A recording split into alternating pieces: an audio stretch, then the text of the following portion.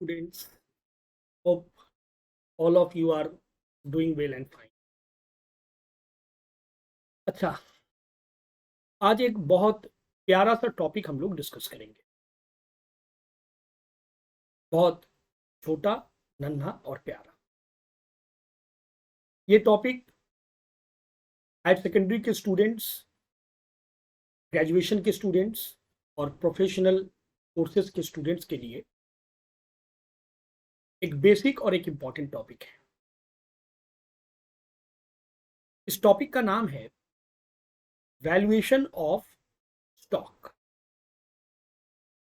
अच्छा, आप लोग सब कोई जानते हैं कि स्टॉक का दूसरा नाम है एक। बताइए क्या नाम है स्टॉक का और एक नाम? चलिए मैं बताता हूं। स्टॉक का और एक नाम है इन्वेंट्री।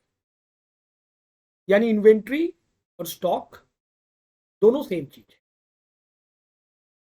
अच्छा, और एक बात, स्टॉक कितना तरह का होता है बताइए? There are 3 types of stock. एक हो गया रॉ मटेरियल का स्टॉक, एक हो गया फिनिश्ड गुड्स का स्टॉक, एक हो गया वर्क इन प्रोग्रेस का स्टॉक। तो हम लोग जिस स्टॉक को लेकर यहां डिस्कस कर रहे हैं वो स्टॉक हो गया फिनिश्ड गुड्स का स्टॉक। तो इस टॉपिक का नाम क्या है? वैल्यूएशन ऑफ इन्वेंट्री, या तो आप बोल सकते हैं वैल्यूएशन ऑफ स्टॉक। हम लोग इस टॉपिक में देखेंगे कि स्टॉक का वैल्यूएशन यानी इन्वेंट्री का वैल्यूएशन किस तरह से किया जाता है। अच्छा, इन्वेंट्री से रिलेटेड एक अकाउंटिंग स्टैंडर्ड अपना इंडिया में है। उस अकाउंटिंग स्टैंडर्ड का नाम है अकाउंटिंग स्टैंडर्ड 2। जब बहुत स्टूडेंट, हायर सेकेंडरी के स्टूडेंट्स मुझसे पूछते हैं, क्लास 11 के खास करके स्टूडेंट्स, कि सर ये अकाउंटिंग स्टैंडर्ड क्या होता है। अकाउंटिंग स्टैंडर्ड के ऊपर एक डिटेल्ड वीडियो मैं बनाने का सोचा हूं, बाद में, अभी नहीं। अभी फिलहाल जस्ट शॉर्ट में बता दें, अकाउंटिंग स्टैंडर्ड हो गया rules and regulations framed by ICAI, मतलब CA institute in India, is known as accounting standard. ये मैं एकदम सिंपल लैंग्वेज में बोल रहा हूं। अकाउंटिंग स्टैंडर्ड क्या है? सीए इंस्टीट्यूट इंडिया में अकाउंट से रिलेटेड एक सुप्रीम अथॉरिटी है, एक ऑटोनोमस बॉडी जिसको गवर्नमेंट ने पावर दिया है कि अकाउंट से रिलेटेड सारा रूल्स एंड रेगुलेशंस वो कंट्रोल करेगा, वही बनाएगा और वही इंप्लीमेंट करेगा। अकाउंटिंग स्टैंडर्ड 2 सीए इंस्टीट्यूट ने इंडिया में इंप्लीमेंट किया है और इंडिया में लागू किया है। और ये अकाउंटिंग स्टैंडर्ड इन्वेंट्री से रिलेटेड है। यानी इन्वेंट्री का वैल्यूएशन कैसे होना चाहिए, इन्वेंट्री यानी स्टॉक का वैल्यूएशन से रिलेटेड सारे रूल्स एंड रेगुलेशंस इसमें दिया हुआ है। कभी मौका हो तो आप लोग फ्री टाइम में इसको पढ़ सकते हैं, नेट में भी अवेलेबल है, बुक में भी अवेलेबल है। तो पहला बात है, which accounting standard is related to inventory valuation? The answer is accounting standard 2। तो हम लोग इस टॉपिक में क्या सीख रहे हैं? हम लोग इस टॉपिक में सीख रहे हैं कि इन्वेंट्री का वैल्यूएशन यानी स्टॉक का वैल्यूएशन कैसे किया जाता है। देखिए, as per accounting standard 2, accounting standard 2 क्या बोल रहा है? अकाउंटिंग स्टैंडर्ड 2 बोल रहा है कि स्टॉक का जो कॉस्ट प्राइस होगा और स्टॉक का जो मार्केट प्राइस होगा। अच्छा, मार्केट प्राइस का और एक नाम क्या है? Net realisable value, NRV short में। एन नेट, आर रियलाइजेबल, भी वैल्यू। अकाउंटिंग स्टैंडर्ड क्या बोल रहा है? अकाउंटिंग स्टैंडर्ड बोल रहा है कि आपके पास जो स्टॉक है यानी फिनिश्ड गुड्स का स्टॉक, उसका जो कॉस्ट प्राइस होगा और उसका जो मार्केट प्राइस होगा यानी net realisable value, market price net realisable value both are same, दोनों में जो छोटा होगा वो लेना पड़ेगा। लोअर, लीस्ट, देखिए क्या लिख रहा है, lower of cost, cost means यहां cost price, and net realisable value, net realisable value मतलब मार्केट वैल्यू।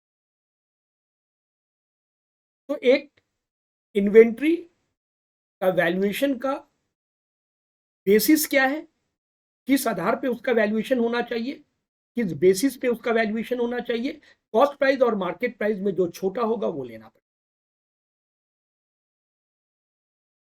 अब ये जो कॉस्ट प्राइस है और मार्केट प्राइस है, इसको पता लगाने का 3 रूल है, 3 मेथड है, आप बोल सकते, 3 तरह से आप कॉस्ट प्राइस और मार्केट प्राइस यानी नेट रियलाइजेबल वैल्यू को पता लगा सकते हैं, 3 मेथड से।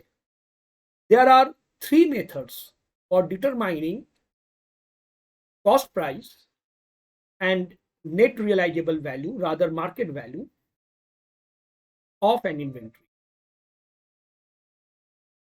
पहला मेथड, मैं आपको एक एक करके मेथड समझाऊंगा और सम से रिलेट करके मैं उसको सॉल्व करके भी दिखाऊंगा। जो सम्स मैं सिलेक्ट कर रहा हूं ये मेरा ही इंस्टीट्यूट का स्टडी मटेरियल का एक सम्स लेकर मैं आपको एक्सप्लेन करूंगा। अच्छा, पहला मेथड का नाम क्या है, आइटम बाय आइटम बेसिस। इसमें होता क्या है, एक कंपनी बहुत तरह का प्रोडक्ट मैन्युफैक्चर करता है, सेल करता है। जैसे आप यूनिलीवर को ले लीजिए, यूनिलीवर एक कंपनी आप लोग जानते हैं, एमएनसी है, मल्टीनेशनल कंपनी। तो ये साबुन भी बनाता है, ये टूथपेस्ट भी बनाता है, ये एडिबल ऑयल खाने वाली तेल भी बनाता है, बहुत तरह का प्रोडक्ट बनाता है। आइटम बाय आइटम बेसिस में हम लोग को क्या करना है, हर एक आइटम का यानी हर एक प्रोडक्ट का कॉस्ट प्राइस और मार्केट प्राइस में छोटा हुआ जो होगा, जो भी छोटा होगा, लोअर, देखिए यहां लिखा हुआ है ना लोअर, वो हमको सिलेक्ट करना है। पहले डेफिनेशन देख लीजिए क्या बोल रहा है, item by item method, according to this method, इस मेथड के मुताबिक, इस मेथड के अनुसार सामान का जो कॉस्ट प्राइस होगा और जो मार्केट प्राइस होगा यानी net realisable value of each and every item, हर आइटम का of inventory has to be compared and valued at lower of cost और नेट रियलाइजेबल। तो भी मैंने जो बोला, ईच एंड एवरी आइटम, हर एक प्रोडक्ट का कॉस्ट प्राइस और मार्केट प्राइस को कंपेयर करेंगे, दोनों में जो छोटा होगा उसको सिलेक्ट करेंगे। देखिए एक सम से आपको इसको सॉल्व करके दिखाते हैं, आपको बढ़िया से ये कंसेप्ट क्लियर हो जाए। ये सम मेरा ही स्टडी मटेरियल से लिया गया है। From the given information determine, पता लगाइए, द वैल्यू ऑफ स्टॉक यानी inventory to be reported in the balance sheet under item by item basis, group basis, aggregate basis. तीनों मेथड आपको बताया था, 3 मेथड होता है। पहला मेथड आपको मैं बता रहा हूं, item by item basis.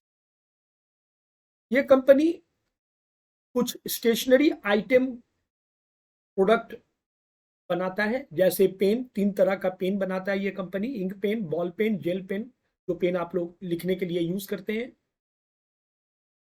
Books, text books and general books भी मैन्युफैक्चर करता है, और कुछ गिफ्ट आइटम भी मैन्युफैक्चर, यानी टोटल 6 आइटम है। पेन के अंदर में 3, बुक्स के अंदर में 2, 3 और 2 5, और गिफ्ट एक ही है। इसका cost price, historical cost means cost, historical cost देखकर या सुनकर कुछ और मत समझ लीजिएगा, सिंपल कॉस्ट प्राइस। एनआरवी मतलब market price, net realisable value. तो आइटम बाय आइटम बेसिस में करना क्या है, दोनों को कंपेयर करना है, कंपेयर करके छोटा वाला को सिलेक्ट करना है। पहले आपको लिखना है आप क्या करने जा रहे हैं, आप स्टॉक का कीमत पता लगाने जा रहे हैं, वैल्यूएशन करने जा रहे हैं आइटम बाय आइटम बेसिस में।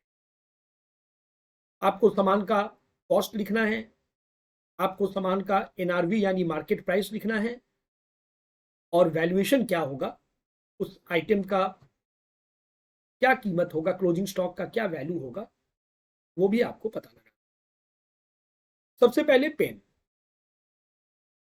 में सबसे पहले ध्यान देंगे इंक पेन, कॉस्ट दिया हुआ है, मार्केट प्राइस भी दिया हुआ है 1.5 लाख 1,60,000। छोटा अमाउंट कौन सा हो गया 1.5 lakh. 1.5 lakh 1,50,000 1,60,000। Now which one is smaller, which one is lower? 1,50,000 is lower. Then the second one is ball point pen. Now what is the cost? Cost is 3 lakh rupees. And what is net realizable value? Net realizable value is 2,90,000 rupees. Which one is lower? Net realizable value is lower. इन दोनों में छोटा कौन सा है? Net realisable value का पैसा छोटा है। ये रहा बॉल पेन का cost price, market price. Now we have to select which one lower, छोटा amount. The lower one is net realisable value. Third item, third one is gel pen. This is cost price, this is market price. Cost price, market price. Cost price, gel pen 4,50,000 rupees, market price, net realizable value. Now which one I have to select? The lower one. Now which is lower one? Lower one is 4,30,000. Net realizable value is the lower amount. Second is book. There are two items in book categories. Book category में देखिए दो चीजें, text book, ये cost price, ये market price. छोटा वाला लेना है मुझे। Cost price 1,10,000, market price 98,000। The smaller one I have to select. Now which one? 98,000। छोटा वाला लेना है मुझे। Similarly general books, this is my cost price, this is my market price. I have to select the lower amount. Which is lower amount? 1,15,000 rupees. Now the last item is gift item. Gift item has single category. Now what is the cost price? This is cost price 2,35,000. And what is the market price? 2,10,000 rupees. We have to select the lower amount. Now which is lower amount? 2,10,000 rupees. So by comparing the cost price and net realizable value, that means market price, in item by item basis method, we have to compare each and every item individually and we have to select the smaller amount. इस method में आपको हर item को अलग अलग compare करना पड़ेगा cost price और market price में, और छोटा वाला को लेना है। अब मेरा स्टॉक का कीमत क्या होगा, क्योंकि मुझे बैलेंस शीट में क्लोजिंग स्टॉक शो करना है, तो मैं ये पूरा अमाउंट को जोड़ दूंगा। सारा अमाउंट, ये सारा को मैं जोड़ दूंगा। जोड़ के जो आएगा that will be my answer. That is our valuation of stock under item by item basis, 12,93,000। मैंने कौन सा अकाउंटिंग स्टैंडर्ड का यूज किया? Accounting standard 2।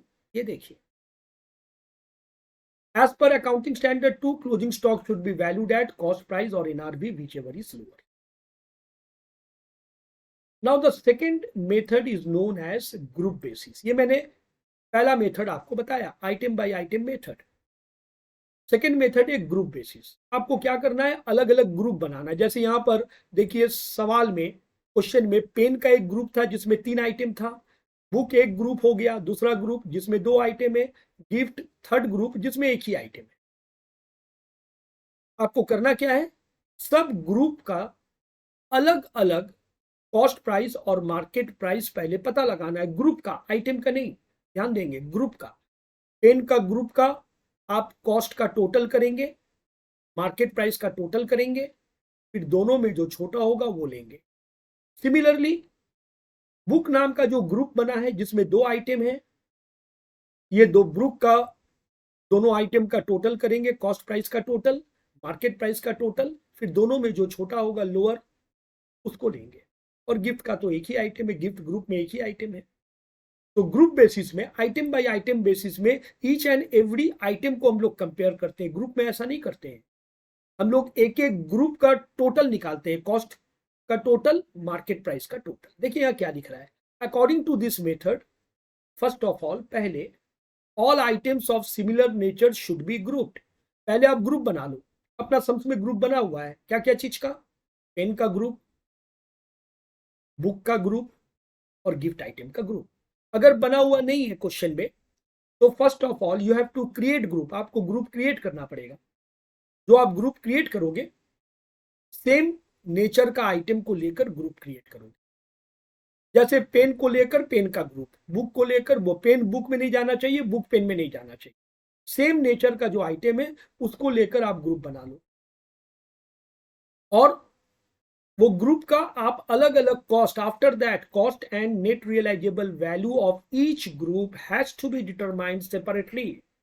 Now what does it mean? इसका मतलब क्या हुआ? इसका मतलब ये हुआ कि पहले आपने जब ग्रुप बना लिया, अब हर ग्रुप का अलग अलग आप कॉस्ट पता लगाइए, आप मार्केट प्राइस पता लगाइए। उसके बाद then cost and NRV of each group of inventory has to be compared. हर ग्रुप को अलग अलग कंपेयर कीजिए कॉस्ट और मार्केट प्राइस में और छोटा वाला को ले लीजिए and value that lower of cost और net realisable value.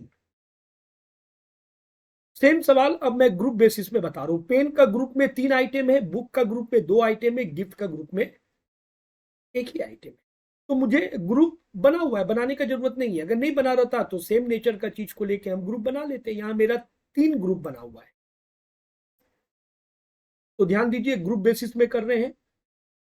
Cost price, market price, valuation. पहले पेन का ग्रुप। पेन का ग्रुप में 3 पेन था। सबसे पहले था इंक पेन, ये हो गया उसका कॉस्ट, ये हो गया मार्केट प्राइस। अभी हम कंपेयर नहीं करेंगे, हम पहले ग्रुप का टोटल करेंगे फिर कंपेयर करेंगे। आइटम बाय आइटम बेसिस में हम लोग संग संग कंपेयर कर रहे थे, लेकिन अभी ऐसा नहीं करेंगे। देन बॉल पॉइंट पेन, इसका कॉस्ट, इसका मार्केट प्राइस, ये सब तो क्वेश्चन में दिया हुआ था। देन जेल पेन, इसका कॉस्ट प्राइस, इसका मार्केट प्राइस। अब ग्रुप का टोटल करेंगे।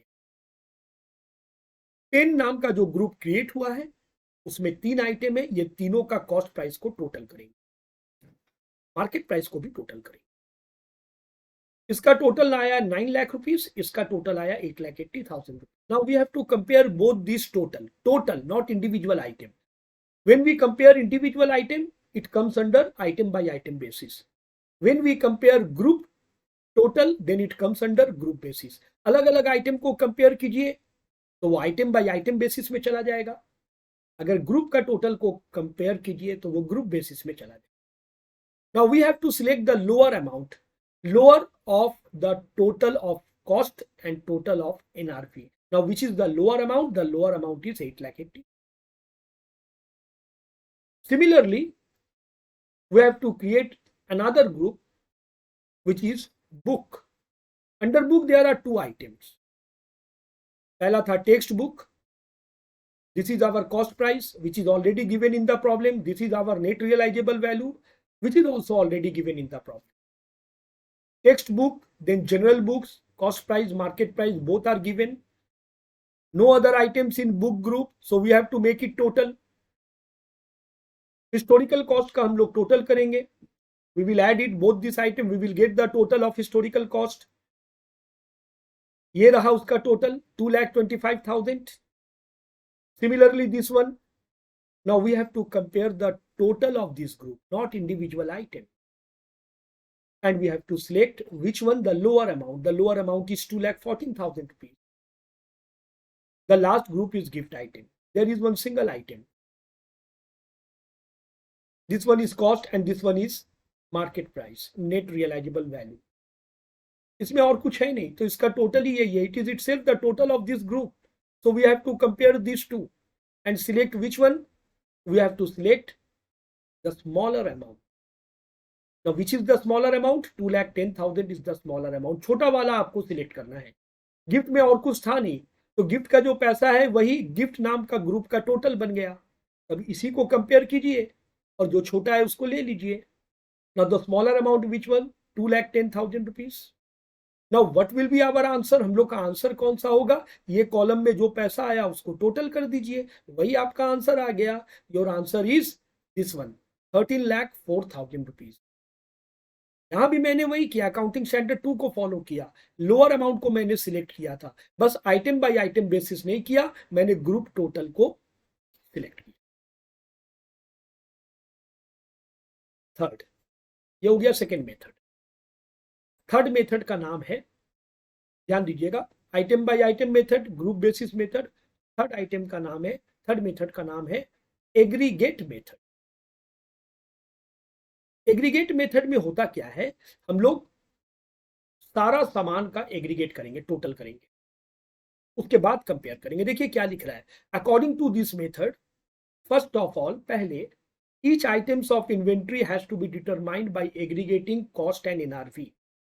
जितना आइटम है सबका टोटल कीजिए, कॉस्ट प्राइस का टोटल कीजिए, मार्केट प्राइस का टोटल कीजिए, अलग अलग टोटल कीजिए। करने के बाद दोनों एग्रीगेट, टोटल जो आएगा, एग्रीगेट मींस टोटल, जो टोटल आएगा उसको कंपेयर करके छोटा वाला होगा आपका वैल्यूएशन ऑफ स्टॉक, स्टॉक का कीमत। तो according to this method, first of all what we have to do, we have to make total, we have to calculate total of what, total of cost price and total of market price of all items, we have to make it total of cost and total of NRV, we have to find its aggregate amount. After that, getting the aggregate amount of cost and NRV, just compare both of them and select the lower amount। देखिए,